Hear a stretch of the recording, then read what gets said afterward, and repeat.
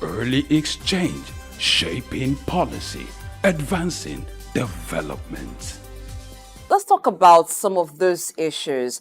Now, in terms of building youth or developing Nigerian youth for leadership, which you've talked about them being destroyed, taken to gambling and some other issues. Looking at the last 25 years, are there no areas of success, no areas of improvement in the Nigerian economy?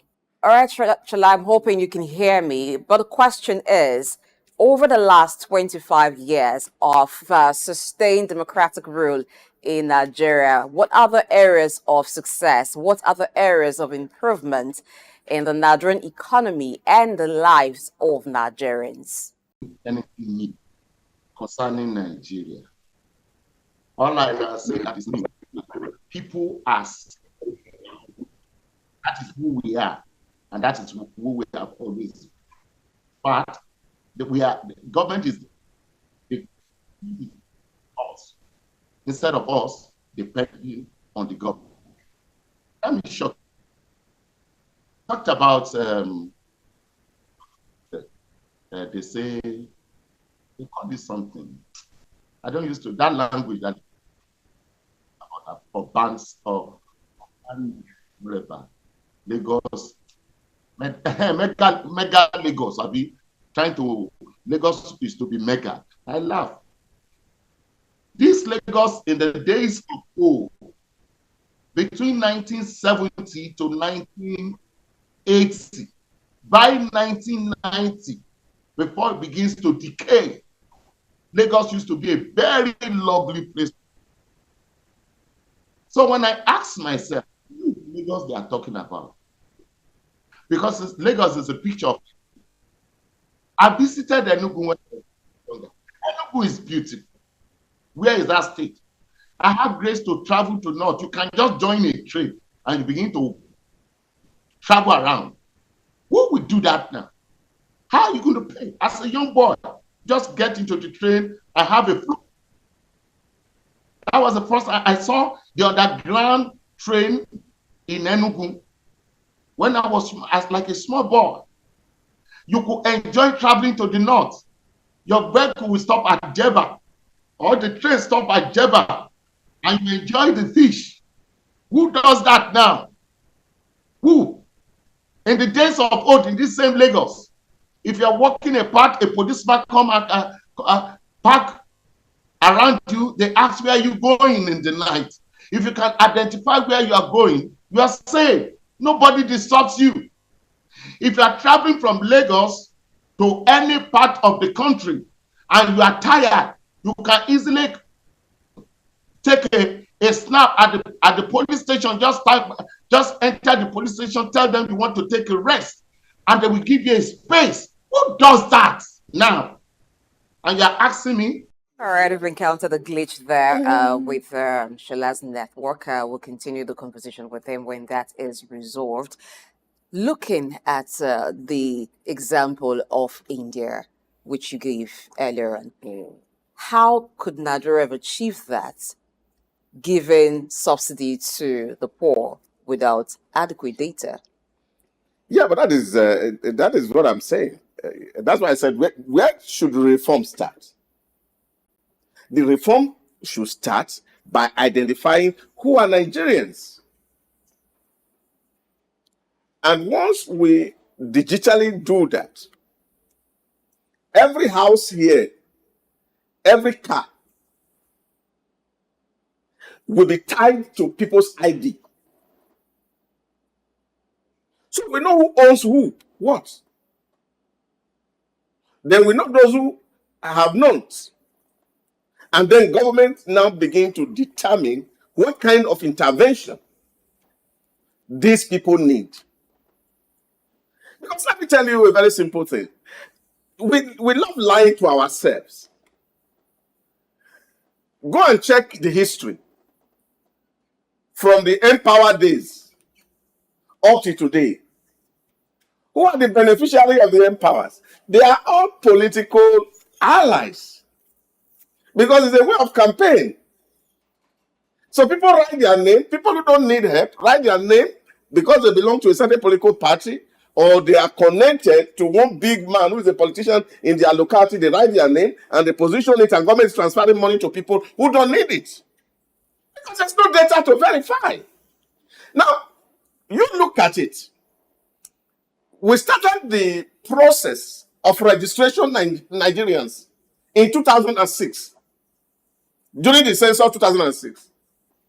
In that same Obasanjo regime, it was muted that we should have a national identity card.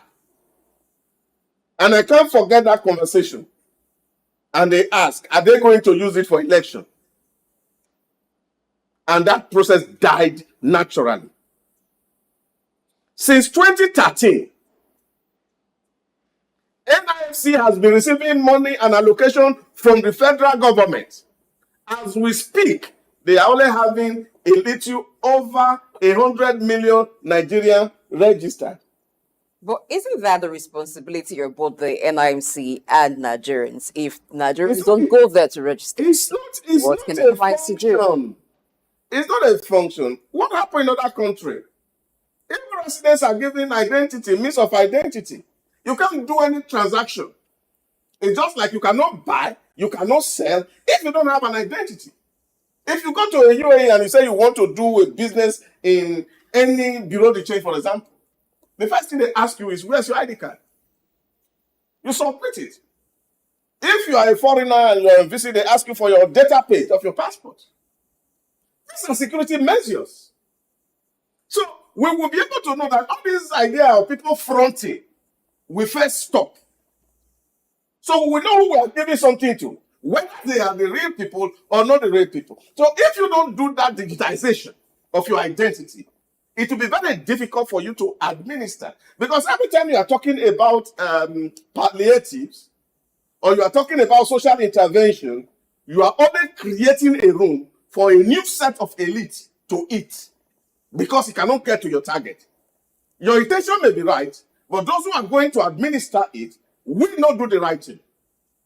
So this is a problem. So the starting point is to first of all ensure that the government is digitized. That's where the reform should start. So we know what is coming into the purse of the government. So it is easy to audit. As we speak, the House Committee on Public Accounts, they are still considering the audit of the activities of the MDAs in 1999, in 2019. And this is 2024. So what would that postmortem do for Nigeria? The people who committed the act, they are already out of service. So what are we going to do with that audit? So this is a process because everything here is manual. You are going to the National Assembly to go and submit report. You are carrying 90 Ghana must go. A volume of transaction. Who can look at it? When we can simplify this process with the internet system, and then everybody do transaction and we know who is doing what.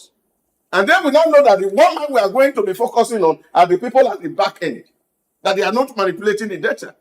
Then planning becomes very easy. So you know what is here, what is there, all these things are easy. If you go to Rwanda here, their ID card system gives you access to every service you need in government. So I think it is possible. But government must ensure that those who are doing his work, these things are not rocket science. If we can get into a bank today and the same 10 minutes you get your ATM card, what technology do we need to register people? That is a problem. And those are the issues that we need to deal with. Let's talk about the issue of food inflation. Shola said that, which it's a public secret that Nigerians are going through what we call hunger crisis. And then when you look at the purchasing power of an average Nigerian, it's been eroded. What do you expect in the interim or in the short time for the government to do to address this issue of food crisis, food inflation, and when it comes to food production in Nigeria? Well, I think Do we really have a business being hungry? No. But there are people. Weather is fair to us. Nature is fair to us. We have water. We have land. Everything that is required to grow food we have. We have the people. Active young people. Very enterprising. But we are complaining of hunger. This is the real issue. Why? Because it was also very good yesterday, because I heard in the address of the president, he spoke about national reorientation. And I think in the last how many years, NOA has really not done well in Nigeria. Because it's difficult to do well, because when you are preaching something and what you are doing is different from the kind of value you are asking people to carry, then there's a big problem. So here, we need reorientation. The psyche of the young men and women, we have to first of all change it. And I like what the governor of Niger State is doing, really, investing so much in agriculture. He has brought in a whole lot of tractors into Niger State. But you see, all these things need to be widespread. Because the real reason why a lot of young people are not taken to agriculture is because the hoe and the cutlass kind of agriculture, which we have been practicing for centuries, is out of date. Nobody does that anywhere in the world. And here we don't have access. Some of all these things actually could be fabricated locally. And this is where we all even talk about misplaced priorities. Misplaced priorities. We are producing cars, we are producing Jeep. Who is buying Jeep? Because Shola just mentioned Inosi about a while ago. Dangote just launched a production of trailer. What are they going to carry with the trailer?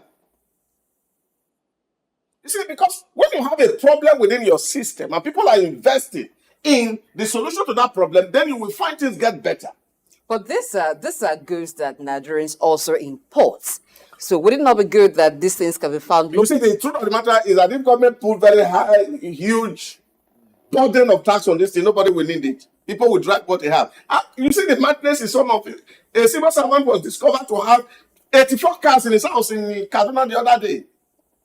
A civil servant. What is he doing with 84 cars? But seriously, These are luxuries that we don't need. Dr. What I'm saying is that where I want us to focus on is the solution to the this solution I'm problem. talking about. Yes. What I'm talking about is that, you see, the reason why young people don't take to farming is because of this hoe and cutlass.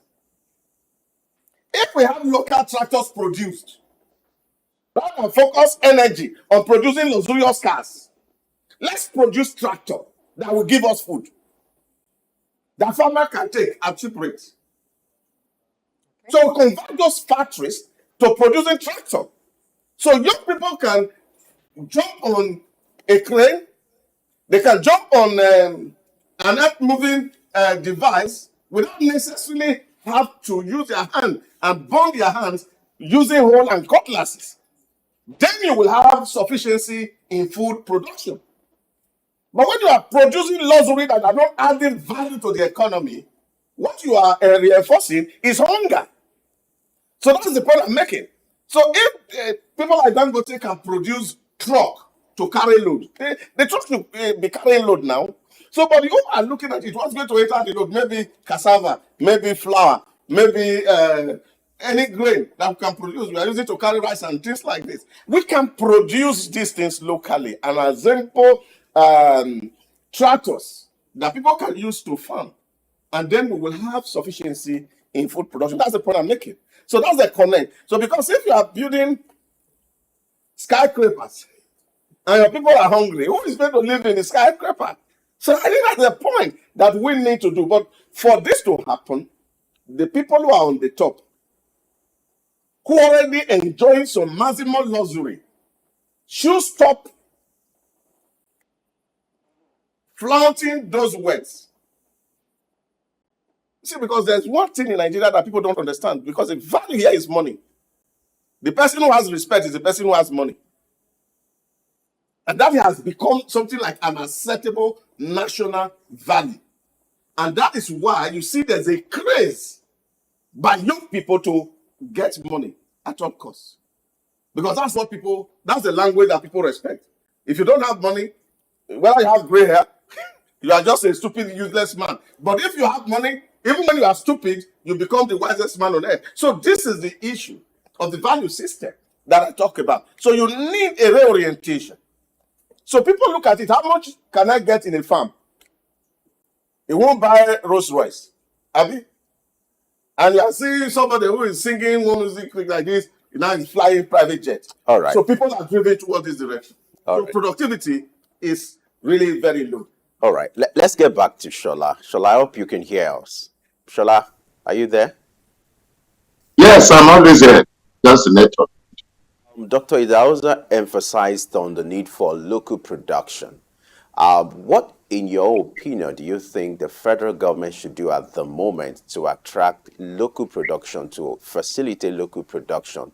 What kind of incentives do you think the federal government can put in place, given the before we begin to talk about conditions that Nigerians are in when it comes to the manufacturing sectors? It should be fine. What kind of But incentives is very important in Nigeria. The first one, let us assure our farmers that the farm is safe. Let the security men are doing so well now. Great job they are doing. What it needs to be done is that whatever laxity they are having, and the government is aware of it, they should assist them so that that young man that stays in Osun State, that woman that lives in Ogun State, can still go back with his hoe and cutlass and do that which he knows or she knows how to do best. And she is not going to be harassed by one individual or a group of persons that are rearing a form of animal or some junks that have turned themselves to be a threat in those bushes called bandits or kidnappers. If the security could be so tightened to that point, and people can go to fight and they can feed themselves, that is when the growth of developing our Greek will now be. That is what we used to be. That is the instrument we used to. We are used to in the days of the cocoa, in the days of the granite pyramid, in the days of coffee, and all kinds of things that we are engaged in. If we can impute and somewhat empower our security, and they themselves can tell us, and we can see that the farm is safe now, then I can assure you that area will begin to develop the kind of solace that Nigerians are looking at. 2, after security, invest in the educational sector of this country. If you can even hold it forth at that level of tertiary institution, begin to worship our lecturers so that their best will come up, then Nigeria will be growing. Secondly, make provision for power. Don't make power a source of revenue for some individual that we don't even know. Call discos and genco and all kinds of coal that are making the country, so that even this farmer can begin to develop by our educational system. They can begin to develop something that will begin to preserve the produce that we are having here. It's not that our farmer are not still trying, but so much is being lost. So much is being lost, and we need to find a way of amassing some of this thing together in the area of food reservation. When you do that, we'll be going a long way. Outside that, can the country look into the health sectors? People are dying. We are wasting resources. These are the menial things that the government can do so that eyes will see and ears will begin to hear that something good is beginning to come up. Not until when we begin to wait for foreign investor to come to Nigeria. Let's develop the local investors. Believe in them, trust them, and Nigeria will begin to be great. Then we can begin to check into our data, data or no data. Let the poor eat, not only breathe. Let the poor eat. Let us find food for them. God bless you. All right, what a way to wrap up our conversation with Shola Omolayo, who is a public affairs analyst. Shola, we must thank you for your time and your thoughts on the issue of state of the economy and the tax hike of the federal government, so also state government. Thank you so much for creating time for this conversation. God bless, thank you.